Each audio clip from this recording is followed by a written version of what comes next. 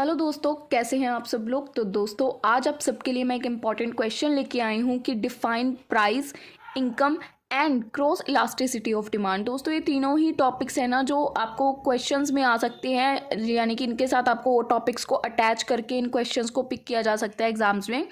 जो भी मैं आपको इंपॉर्टेंट क्वेश्चंस बताती हूँ ना, वो एज इट इज़ नहीं आ सकते आपको एग्जाम में। हो सकता है उसका कुछ पार्ट आ जाए, कुछ दूसरे क्वेश्चन का आ जाए। प्लीज़ ट्राई करा करें कि आप लोग क्वेश्चंस को अच्छे से समझें, उसके कौन से पार्ट में क्या करवाया जा रहा है।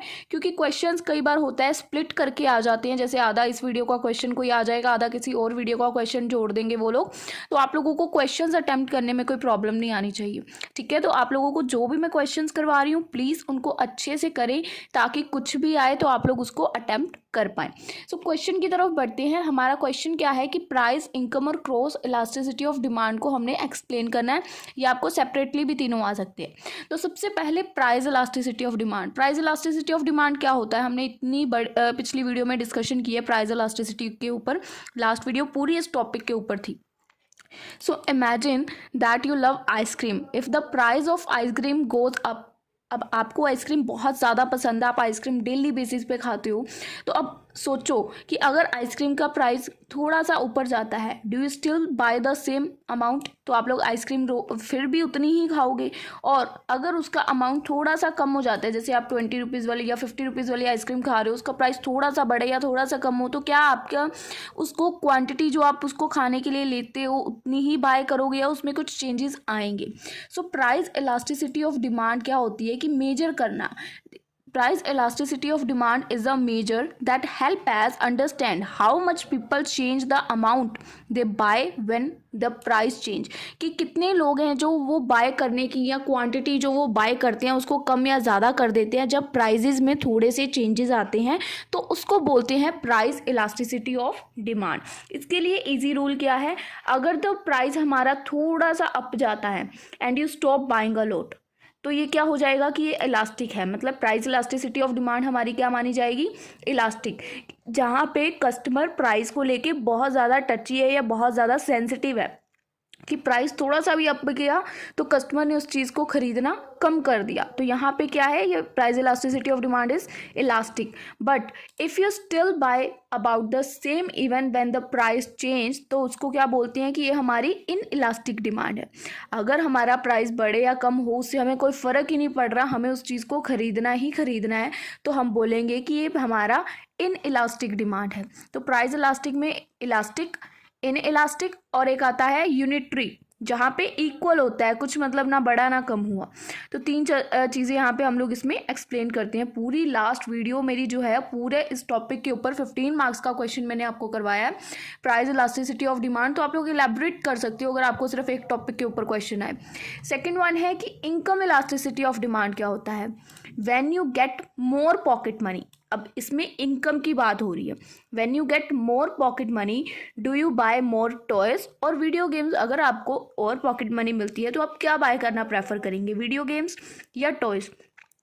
Income elasticity of demand, income elasticity of demand looks at how much our buying habits change. कि हम लोग, जैसे अभी हमारे पास 50 रुपीज़ हैं, तो हम लोग कौन सी चीज़ जाके मार्केट से ख़रीदना पसंद करेंगे जो 50 रुपीज़ के बीच में आ जाएगी।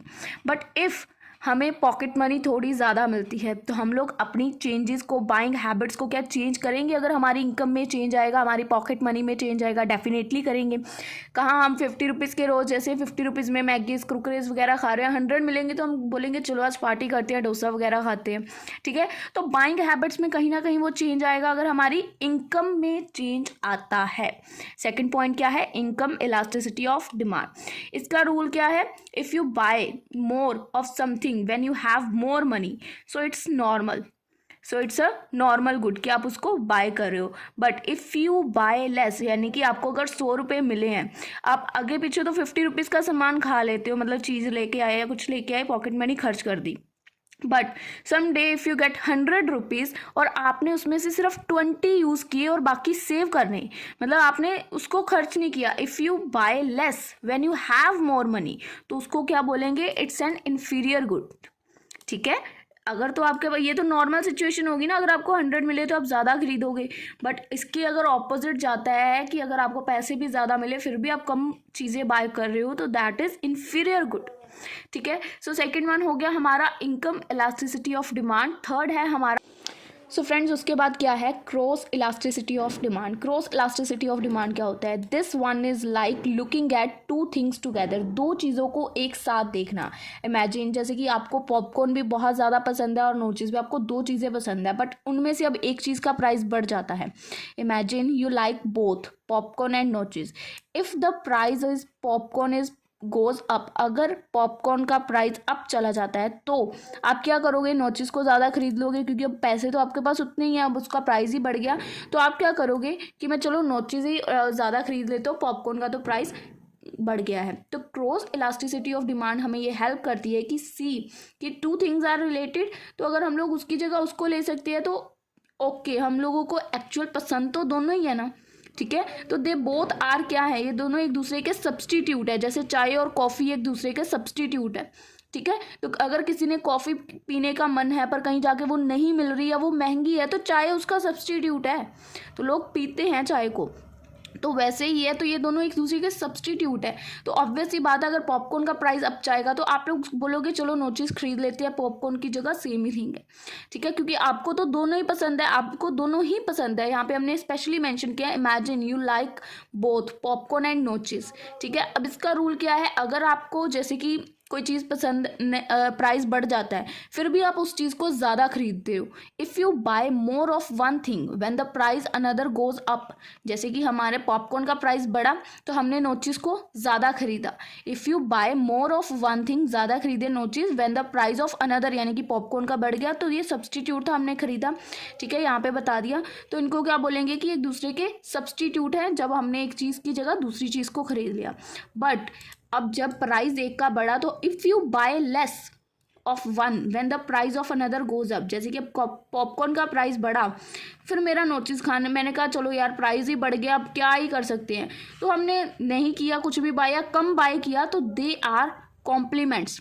लाइक अगर गेम कंसोल करना है या वीडियो गेम्स यहाँ पे बताया हुआ है, तो यानी कि अगर हम लोग उसको लेस बाय करते हैं तो वो है कॉम्प्लीमेंट्स, और अगर हम लोग बाय मोर करते हैं जैसे कि, तो वो है सब्सटीट्यूट, किसी का सब्सटीट्यूट है, इसकी ये नहीं तो ये सही। ठीक है, बट अगर हम उसको बाय नहीं करते हैं क्योंकि हमारा वही चीज़ लेने का मन, तो they are complements. Remember these ideas help economics to understand how people make choices. ये आपको ध्यान रखना है कि इकोनॉमिक्स को ये चीज़ें ये समझने में मदद करती हैं कि लोग कैसे मतलब चॉइस करते हैं। जब प्राइस या उनकी इनकम में थोड़ा सा भी चेंज आता है तो लोगों की डिमांड, लोगों की परसेप्शंस, लोग चीज़ों को लेके कैसे चेंज हो जाती हैं। सो दोस्तों that's all about today's video. छोटा सा टॉपिक था जो मुझे लगा आपको समझाना चाहिए, क्योंकि मेरी प्राइस इलास्टिसिटी पे वीडियो है, बट इनकम और क्रॉस इलास्टिसिटी एक दो बार एग्जाम में जस्ट छोटा छोटा टॉपिक पूछा गया, तो आई थिंक आपको कवर करना चाहिए था मुझे, सो मैंने करवा दिया। आई होप आपको अच्छे से क्लियर है। कुछ भी डाउट आप लोग कमेंट सेक्शन में बता सकते हो। फ्रेंड्स, अगर अभी तक आप में से बहुत सारे लोग होंगे जिन्होंने चैनल को सब्सक्राइब नहीं किया होगा, सो प्लीज़ चैनल को सब्सक्राइब कर ले। इंपॉर्टेंट वीडियोज़ आपके एग्जाम से पहले सभी अपलोड होने वाली हैं, तो आपको पता ही नहीं चलेगा जब मैं अपलोड करूंगी। सो प्लीज़ सब्सक्राइब करें और साथ में नोटिफिकेशन को ऑन ज़रूर करें, ताकि आपको सभी अपडेट्स मिले कि कब क्या अपलोड हो रहा है और आपके लिए क्या इंपॉर्टेंट है। सो आई होप आपको वीडियो अच्छे से क्लियर है। मिलेंगे आप लोगों से हम लोग अपनी अगली वीडियो में, तब तक के लिए गुड बाय।